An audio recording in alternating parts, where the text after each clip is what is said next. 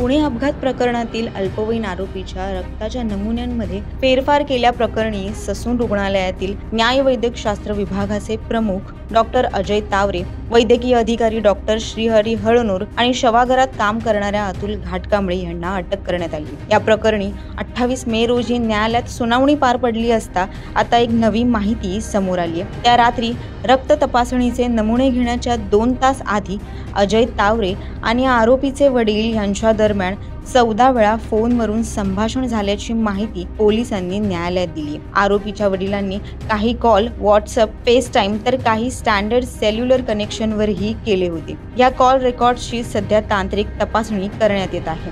तसंच आरोपीचे वडील आणि डॉक्टर तावरे हे थेट संपर्कात होते किंवा त्यांच्यात कुणी मध्यस्थी करत होतं का याचाही तपास पोलिसांकडून केला जातोय। दरम्यान हळनूर आणि शवागारात काम करणाऱ्या अतुल घाटकांबळे यांच्याशी संबंधित काही ठिकाणावर पोलिसांनी छापा देखील टाकला। हळनूर यांच्या घरातून 2.5 लाख आणि घाटकांबळेच्या घरातून 50,000ची रोकड यावेळी जप्तही करण्यात आली आहे। या प्रकरणी डॉक्टरांची एक चौकशी समितीही नेमण्यात आली असून त्यांच्या अहवालातून आता आणखी कोणते खुलासे होतात हे पाहणं महत्त्वाचं ठरेल।